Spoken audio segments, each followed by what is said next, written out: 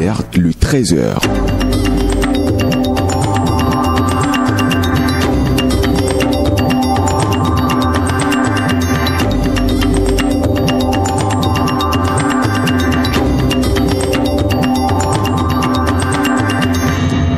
Bonjour à toutes, bonjour à tous. Voici les titres du journal. Le laboratoire de biologie et de l'intégrale du développement Laboïde organise une causerie débat le vendredi prochain ici à l'université d'Abomey-Calavi. Une activité qui vise à sensibiliser le public sur le concept de biologie et d'intégrale du développement. En prélude à l'activité, l'organisateur a été reçu sur l'émission Mardi Campus pour parler des objectifs et des thématiques qui vont être abordées. Le point dans ce 13h. Les rayons des marchés sont devenus le champ de bataille pour les budgets familiaux. La hausse des prix des denrées alimentaires de base a placé de nombreuses familles dans une situation précaire. Hospice Azondor a fait un tour dans le marché de Godomé pour recueillir l'avis de la population. Vous les entendrez dans un instant. Et en sport, lancement du projet Synergie éducative et sportive, le Bénin prépare son avenir sportif. Pendant ce temps, le sifflet tournoi UFOAB U17 est au rendez-vous du 15 au 28 mai prochain. C'est l'essentiel en titre. Bonjour et bienvenue à tous.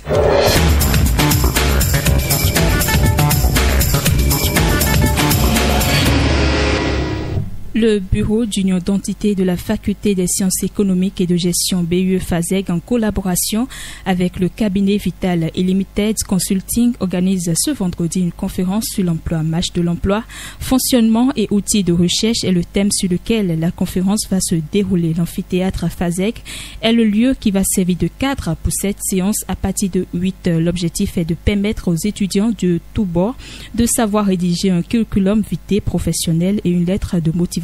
Ricardo Banabé Kodjo, président du BUE-FASEG. Il y aura des entreprises qui vont venir pour parler. La conférence est plus basée sur comment rédiger des CV professionnels, des lettres de motivation et les conduites à tenir au cours des entretiens. On peut rédiger un CV, mais cela ne sera pas attrayant. Par exemple, tu rédiges un CV vulgaire et l'autre rédige un CV professionnel bien détaillé de façon esthétique. Quand le recruteur prend, d'abord, il est déjà attiré par ce qu'il a rédigé. Mais l'autre, il a rédigé quelque chose de banal. Le recruteur qui voit le CV va d'abord choisir la beauté avant de voir le fond. Donc c'est un peu ça. Au-delà des entretiens, vous ne pouvez pas aller à l'entretien, croiser les bras, commencer à murmurer la tête ou bien des trucs du genre. Il y a des conduites à tenir au cours des entretiens. Plusieurs entrepreneurs vont prendre part à cette conférence pour satisfaire la curiosité des étudiants sur les différents processus de détention d'un emploi. L'affichage définitif de la liste des candidats au bureau exécutif fédéral qui est prévu pour ce jour est reporté pour 3 jours le vendredi. Donc, c'est à travers une note que la Commission électorale fédérale autonome l'a fait savoir. Ceci dans le cadre d'assurer une meilleure transparence dans l'étude des dossiers de candidature selon le communiqué. L'ensemble artistique et culturel des étudiants annonce un nouveau concours. Cela s'appelle BIOP Projet Garé. C'est une nouvelle catégorie initiée par l'ensemble artistique et culturel EACE de l'université d'Abomey-Calavi. Elle s'inscrit dans le cadre de la célébration de la fête de Garé qui a lieu chaque année au sein du campus. À cette occasion, Philbert Aroton et Léona Irédé se sont rapprochés de l'un des organisateurs pour avoir les objectifs et activités au programme.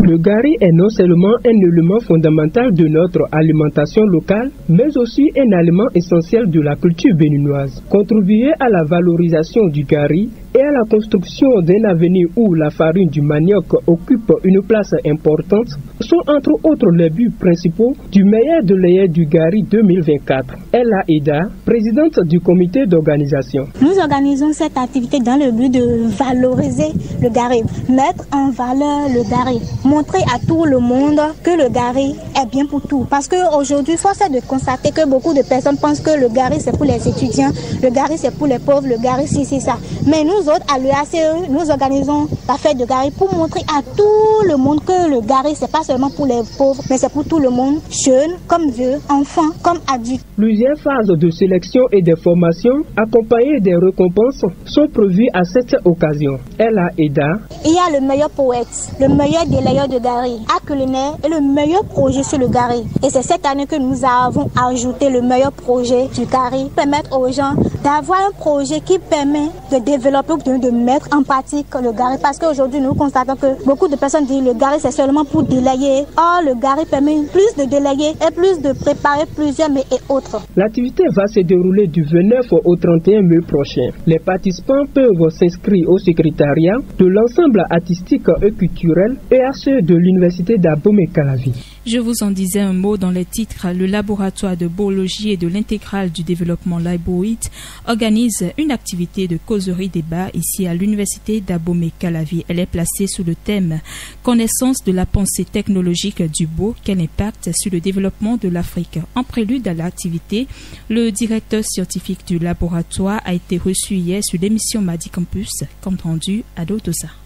Faire connaître les variables scientifiques du vaudou et la prise de conscience des jeunes dans l'entrepreneuriat à travers les valeurs de leurs ancêtres sont les raisons de l'organisation de cette activité. Professeur Raymond Assogba, directeur du laboratoire de biologie. Il faut amener les jeunes à enlever les toits d'araignée qui empêchent leur cerveau de s'approprier en fait les valeurs scientifiques de la pensée du vaudou. Des Joamons. Et les Joamons sont c'est dans la paume de leurs mains. Les rêves sont dans leurs mains. Et donc cet objectif surtout c'est un objectif à long terme qui commence par donc la prise de conscience de soi, la prise de conscience que nous sommes dans un pays qui met l'accent sur l'entrepreneuriat. Donc la prise de conscience que l'entrepreneuriat part donc de la valeur de leurs ancêtres. Et ces valeurs-là sont disponibles. Ces valeurs, nous avons leurs artefacts, leurs créatifs dans notre univers. Les mots de bienvenue à l'endroit des participants, des conférences pour montrer la pédigrée ancestrale des jeunes sont quelques activités au programme. Ce jour-là, il faut concevoir qu'il y aura un accueil. Et nous sommes allés voir le professeur Clédio Placide pour prononcer le mot de bienvenue parce que cette animation rentre dans le cadre donc de la fonction de l'école doctorat pluridisciplinaire. La connaissance ne doit pas être laissée dans les thèses. La connaissance doit être mise au service du peuple. Et donc, nous lui avons demandé d'être là pour prononcer les mots de bienvenue parce que moi-même je suis membre de l'école doctorat pluridisciplinaire et donc c'est la continuité du travail de recherche et de l'enseignement. Ensuite il y aura, après l'accueil des participants, bien sûr le conférencier sera présenté aux participants pour qu'ils découvrent par son pédigré que en fait ce ne sont pas des paroles en air. L'activité va avoir lieu le vendredi prochain dans l'amphi Idriss Déby Itno de l'université d'Abomey-Calavi. Le samedi prochain, le monde entier va vibrer au rythme et au son du reggae. C'est la date d'anniversaire de la disparition de l'artiste d'origine jamaïcaine Bob Marley, concepteur de cette musique urbaine. Artiste, chanteur, compositeur, Bob Marley a été marqué de son vivant plus d'un de par sa musique et les différents messages véhiculés à travers ses morceaux. En prélude à cette journée, plusieurs étudiants rencontrés ici à l'université d'Abomey-Calavi se remémorent les qualités artistiques et diplomatiques de l'artiste. Pour certains, Bob Marley, de son vivant, a été un bon artisan de paix. On les écoute. Que nous inspire Bob Marley par rapport à la date du 11. On peut dire que Bob Marley c'est une légende de la musique et pas seulement de la musique mais aussi à travers lui on peut parler de l'herbe. On peut dire c'était un maître en mode de fumage. On peut dire il aimait bien fumer et par rapport à ça on peut dire aussi que c'est un gars qui était bien inspiré par la musique et sa musique a aussi touché un peu le monde et surtout le domaine de la femme. Donc il reste toujours une légende jusqu'à aujourd'hui. Par rapport à la date du 11 mai selon laquelle on valorise l'artiste Bob Marley. Je peux dire, l'artiste Bob Marley est connu pour la musique et surtout en Afrique par rapport au fumage. Parce que si tu parles du 11 mai, on sait qu'il y a un gars qui aime tellement l'herbe et surtout par rapport à sa musique qui inspire beaucoup la jeunesse africaine et qui impacte la jeunesse négativement dans le domaine du fumage. Pour moi, le 11 mai c'est une journée dédiée à Bob Marley. Bob Marley c'est une personne qui a beaucoup fait pour l'Afrique, beaucoup fait à travers sa chanson, ses paroles, il a beaucoup fait pour la musique et beaucoup fait pour l'Afrique. Je me rappelle bien de sa chanson Apartheid, car il a beaucoup fait pour la musique africaine. Au-delà de ça, c'est un grand fumeur. Quand on parle de Bob Marley le 11 mai, c'est une journée aussi dédiée à la fumée.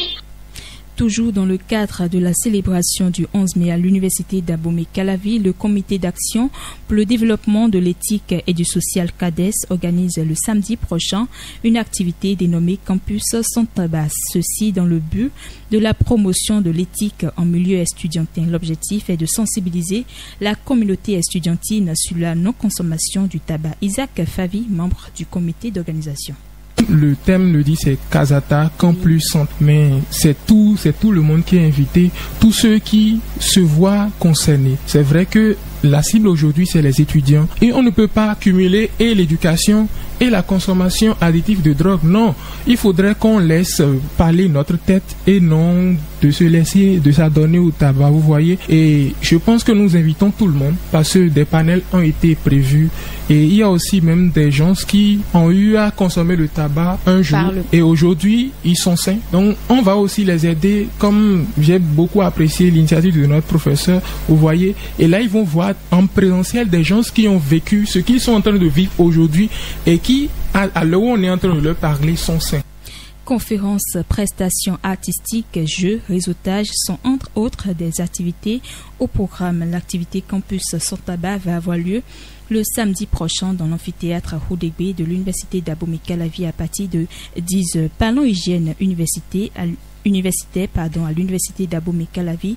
Elle est presque absente. Les centres commerciaux de ce lieu du savoir végètent de jour en jour dans une insalubrité totale. Elle est plus marquée au niveau du centre commercial de l'École nationale d'administration ENA du campus d'Abomey-Calavi. Une équipe de notre rédaction est partie pour le constat du manque d'hygiène dans ce centre. Reportage Philbert Arouton et Romuald Assoclé.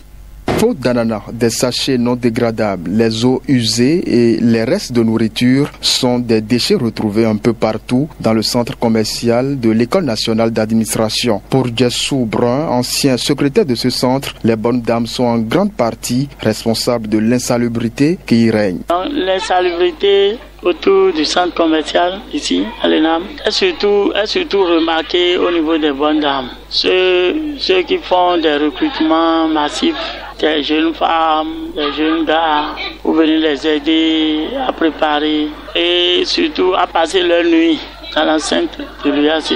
Donc, quand ils ou elles passent la nuit, voyez-vous, ils sont obligés de verser les eaux souillées devant les boutiques, les ordures un peu partout. Donc, il n'y a pas une organisation autour de cette gestion. Les étudiants qui fréquentent ce centre commercial crient leur ras-le-bol. Ils invitent les usagers à des comportements éco-citoyens et l'autorité à un plan d'assainissement régulier. Il faut que les dirigeants mettent certaines dispositions, c'est-à-dire au moins des poubelles quelque part. Si on mange, par exemple, si on prend des piatas, ce genre de choses, on doit mettre ça dedans. Et aussi, il faut qu'on recrute des gens et ils doivent balayer le centre commercial. Ça peut entraîner des infections fongiques, etc.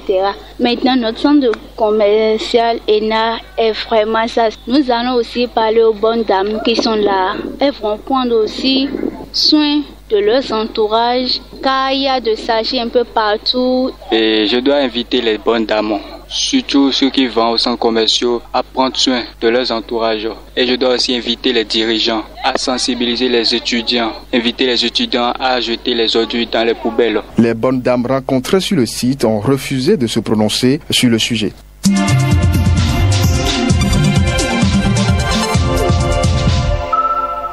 Vous l'aurez compris, on a changé de registre dans cette édition. Le prix des denrées alimentaires connaît une augmentation depuis plusieurs mois au Bénin. Ce phénomène aussi préoccupant plonge la population dans une situation précaire. Les ménages sont obligés de réduire leur achat, ce qui n'est pas sans conséquence pour les agriculteurs et les producteurs agroalimentaires. Face à cette situation, Hospice Azondo a fait un tour dans le marché de Godomin pour recueillir l'avis des clients et commerçants. Suivons-le dans cet élément sonore. Le commerce dans le marché de Godomin est le théâtre d'une bataille quotidienne entre les bonnes dames du marché et leurs clients. Tous pris par la flambée des prix des denrées alimentaires de base, tels que le maïs, le haricot, le sorgho et bien d'autres, cette hausse pèse lourdement sur le pouvoir d'achat des ménages. Tous fatigués, quelques clients témoignent des longues journées passées à jongler entre les fluctuations des prix et des demandes pressantes des dames du marché. Ils expriment leur désarroi. Normalement, le maïs, c'est notre quotidien au Bénin ici, là. Et là, maintenant, ça quitte de 225, 200 à 325, 400. C'est exagéré. Que nous soyons riches ou pas, nous avons besoin d'une bonne condition de vie afin de vivre avec les moyens qui nous sont conférés. Et si l'État, par ses actions, peut jeter un coup d'œil sur cette situation commerciale, cela pourra nous permettre d'être moins soucieux sur le plan alimentaire. La plupart, comme moi par exemple, on préfère acheter chez la bonne dame au quartier qui a préparé la pâte et on mange. Même le haricot qui avant c'était la nourriture préférée des enfants, c'est passé à 800 le kilo. Donc on ne peut plus manger. Donc les protéines, la viande coûte cher. Maintenant, le haricot même qui nous procure encore les protéines, on ne peut plus acheter parce que c'est extrêmement cher. Les yeux rivés sur les étals, Francine, vendeuse au sein du marché, atteste que le simple fait d'acheter des denrées de base est devenu un véritable exercice de jonglerie budgétaire pour les clients. Cette affaire du maïs, l'avantage par nous les vendeuses, même les acheteurs, tout doit aller dans les zones isolées avant de trouver le maïs. Si le maïs est moins cher, c'est avantageux pour tout le monde. Si c'est cher, cela n'avantage personne. La hausse des prix des denrées alimentaires touche des millions de personnes dans le monde. Il est donc important de sensibiliser le public et de réfléchir à des solutions durables pour garantir une alimentation accessible à tous. À l'instant, Hospice Azondo. L'information, c'est aussi hors du Bénin. On respire 8 secondes et on y revient.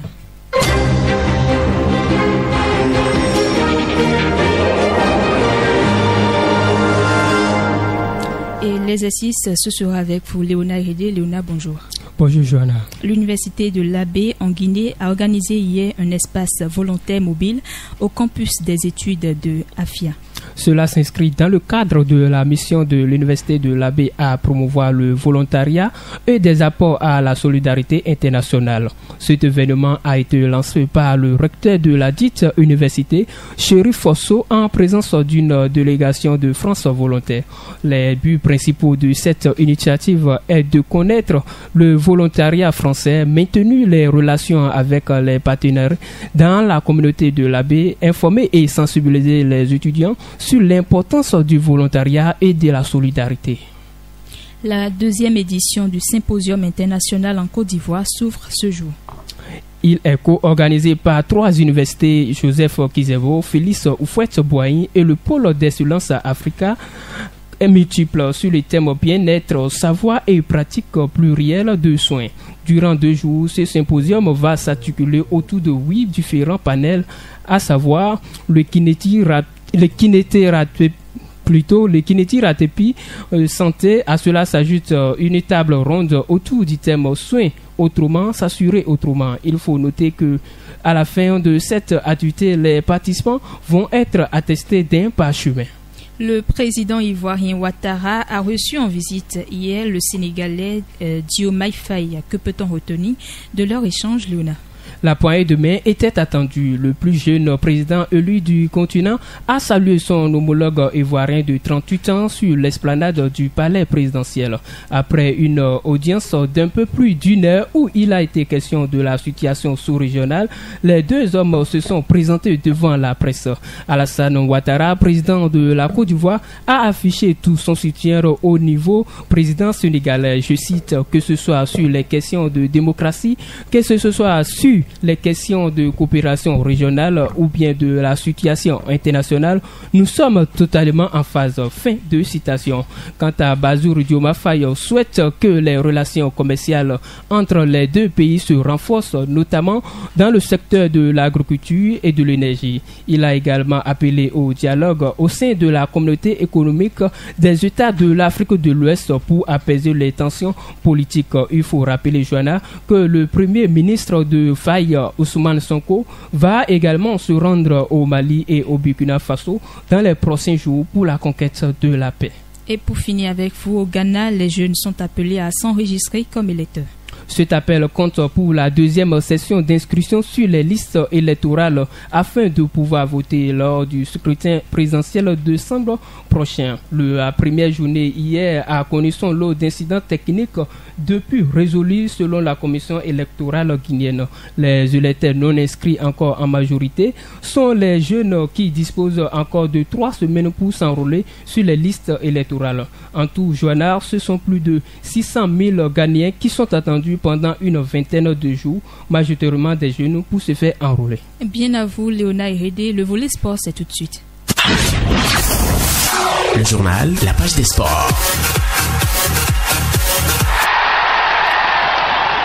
Romario Rumpé, bonjour et bienvenue. Bonjour à vous, Joanna Nouati. Le Bénin prépare son avenir sportif avec le lancement du projet 0 à 10 ans, synergie éducative et sportive. Le Bénin, à l'instar de la communauté internationale, a célébré ce mardi 7 mai 2024 la journée internationale du Kids athlétisme des enfants.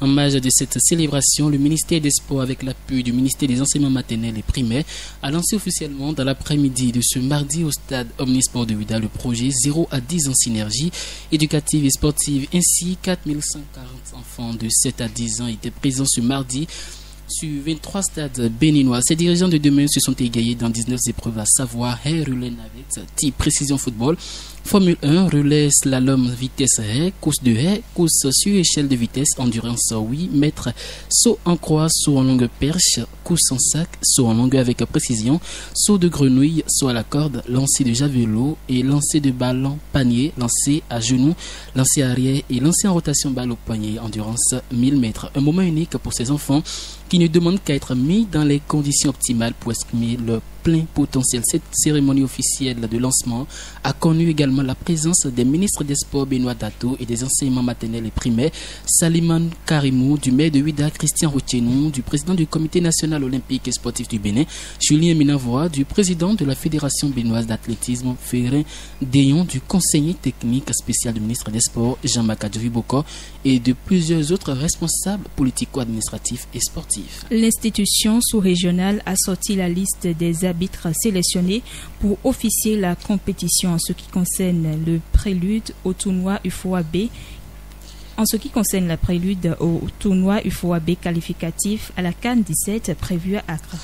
La liste des arbitres retenus pour le tournoi UFOA-B U17 qualificatif à la Coupe d'Afrique des Nations U17 est connue. Notre compatriote Kayode Laurent Offin fait partie des juges centraux retenus pour officier les matchs de cette compétition prévue pour se dérouler du 15 au 28 mai 2024 à Accra au Ghana. Elle aura comme assistante une autre béninoise, Émilie Sonia Presca-Louis. Les Guépards U17 s'imposent en amical en prélude du tournoi UFOA-B U17 à Accra au Ghana.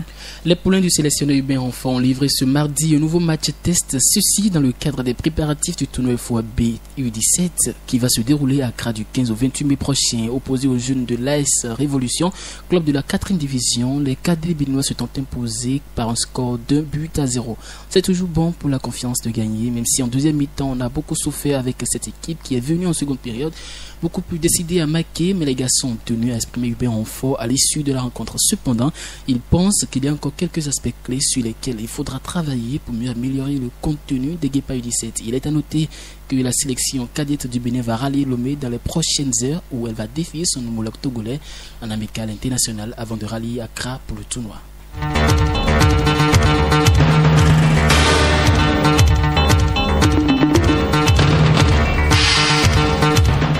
Fin de ce journal, merci de l'avoir suivi. Réalisation Jean-Paul Fahami, collaboration technique Flavien Assou. À ce micro, je suis Joanna Nouati. Bel après-midi à toutes et à tous.